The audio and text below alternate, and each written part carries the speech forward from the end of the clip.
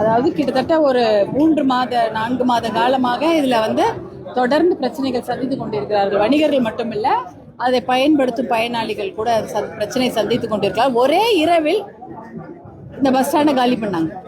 அப்ப என்ன பண்ணலாம், ஒரே இரவில் திருப்பி இந்த பஸ் ஸ்டாண்டை உயிர் கொடுக்கலாம். அதான் நம்ம கேட்கறது. ஒரு இரவுல நீங்க கையெழுத்து போட்டு வர பஸ், ஒரு நாள் எல்லா பயணிகளும் வராங்க, வந்து நிற்கும் போது பஸ் வரல. அப்போ ஒரே இரவுல அந்த பஸ் ஸ்டாண்டை காலி பண்ணதுக்கு ஒரு கையெழுத்து போட முடியுதுன்னா, அதே ஒரே ராத்திரி தானே தேவைப்படுது. ஒரு கையெழுத்து போட்டா எல்லா பஸ்ஸும் திருப்பி வரப்போகுது. இதுக்கே இவ்வளோ இழுத்தடிப்பு, இவ்வளோ இழுபறி, இதுக்கு ஏன் இவ்வளோ சுத்தி வராங்க, அது எல்லாருக்கும் தெரியுது. அதனால்தான் பாட்டாளி மக்கள் கட்சியின் தலைவர் மருத்துவர் அன்புமணி அவர்கள் ஒரு அறிக்கையும் கொடுத்திருக்கிறாங்க. இந்த விஷயத்த கண்டிப்பாக அரசிடம் நாங்கள் எடுத்து செல்லுவோம். எப்படியாவது இந்த பஸ் ஸ்டாண்ட்ல எல்லா பஸ்ஸும் வரணும். எல்லா பஸ்ஸும் வந்தாதான் இங்க வந்து பொதுமக்களுக்கு முதல்ல வந்து ஒரு பேருந்து நிலையம் பொதுமக்களுக்கு பயன்படுத்தணும். அடுத்ததுதான் நிர்வாகம். அது பஸ் வரல, டேர்ன் பண்ண முடியல, அவங்களுக்கு வந்து பெட்ரோல் அதிகமாகுது, அதெல்லாம் இரண்டாவது தான். மூன்றாவது இது போக்குவரத்து நெரிசல்லாம் சொல்றாங்க, அதெல்லாம் அடுத்தது. முதல்ல பொதுமக்கள் பயன்பாட்டுக்கு இது கொண்டு வரணும். ரெண்டாவது தான் நிர்வாகம். மூன்றாவது தான் மற்றபடி தனியார் அவங்களுடைய கஷ்டமோ நஷ்டமோ, அவங்க அதிகமா பெட்ரோல் ஆகுதோ இல்ல அவங்களுக்கு வந்து வண்டி ஓட்டுறவங்களுக்கு கஷ்டப்படுறாங்கன்றதெல்லாம் மூன்றாவது. அதனால நாங்க சொல்லிட்டோம், பொதுமக்கள் பயனடையக்கூடிய விஷயத்துல இந்த பஸ் ஸ்டாண்டை மறுபடியும் உயிருக்கு கொண்டு வரணும். அதற்காக தான் நாங்க இன்னைக்கும் வந்த வியாபாரிகள், அப்புறம் இங்க அதை போக்குவரத்துக்கு இதை பயன்படுத்தக்கூடிய பயனாளிகள் எல்லாத்தையும் பேசியிருக்கோம். அவங்களும் நிறைய விஷயங்கள் சொல்லியிருக்காங்க.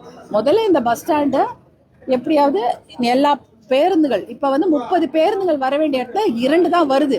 இத்தனைக்கும் அறிக்கையெல்லாம் வந்தப்புறம், பாட்டாளி மக்கள் கட்சியின் அறிக்கை வந்தப்புறம் உடனே அடுத்த நாளே மாவட்ட ஆட்சித்தலைவர் அவர்கள் வந்து இந்த பேருந்துகள்லாம் வந்து செல்லும் என்று அவரு கைப்படவே ஒரு ஒப்புதல் கடிதம், அதாவது கைப்படவே அதுக்கு அனுமதி கொடுத்திருக்கிறார்.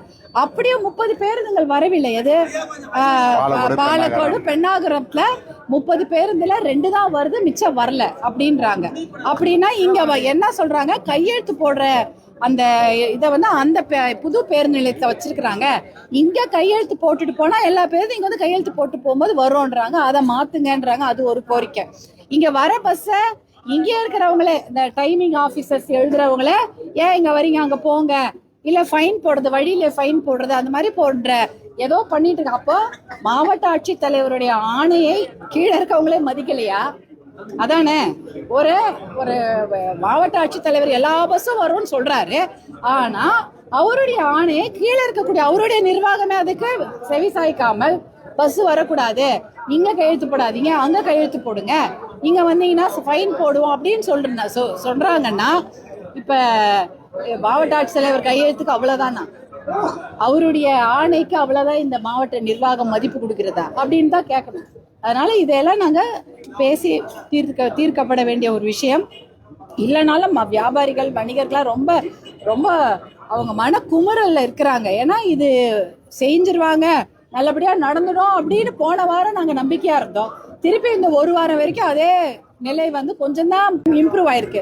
முழுக்க அது வந்து சரிப்படுத்தப்படலன்னும் போது அவங்க ரொம்ப குமுறி இருக்கிறாங்க. பயணிகள் இன்னும் எவ்வளவு அவஸ்தைப்படுவாங்க பாருங்க. அப்ப அதையெல்லாம் தீர்த்து வைக்க வேண்டியதுதான் எங்களுடைய வேலை. அது கண்டிப்பா செய்வோம். பேருந்துகள் வர வேண்டும். அதை பேசி கொண்டு வரோமோ இல்ல போராட்டம் செய்து கொண்டு வரோமோ, அது மாவட்ட நிர்வாக கையில தான் இருக்கு. கண்டிப்பாக இதெல்லாம் பேசக்கூடிய விஷயம்தான். இதெல்லாம் நம்ம கண்டிப்பா எடுத்து செல்வோம். ஏன்னா இது வந்து தருமபுரி மாவட்டத்துடைய வளர்ச்சி. ஏற்கனவே எங்க ட்ரெயின் கிடையாது. ட்ரெயின் இருக்கா, பஸ்ஸும் இல்லைன்னா எப்படி? அப்ப மாவட்ட என்ன இங்க நிர்வாகம்ன்றது என்ன இருக்கு, என்ன இப்ப தர்மபுரி என்ன நினைச்சிட்டு இருக்கிறாங்க? எப்படிதான் மக்கள் வந்து அவங்க வந்து போக்குவரத்துன்றத தர்மபுரியில ஒரு பெரிய ஒரே ஒரு மேம்பாலம் இல்லாத ஒரு மாவட்ட தலைநகர் எது? தர்மபுரி. ஒரே ஒரு சென்னைக்கு ஒரு ட்ரெயின் இல்லாத மாவட்ட தலைநகர் எது? தர்மபுரி. அப்ப பேருந்து நிலையத்தையும் ஒண்ணும் இல்லாம பண்ண பார்த்தா என்ன எதுக்கு? அப்ப இந்த ஊர்ல எப்படிதான் வாழறது? அதெல்லாம் கொண்டு கண்டிப்பாக நான் கேட்போம். நன்றி.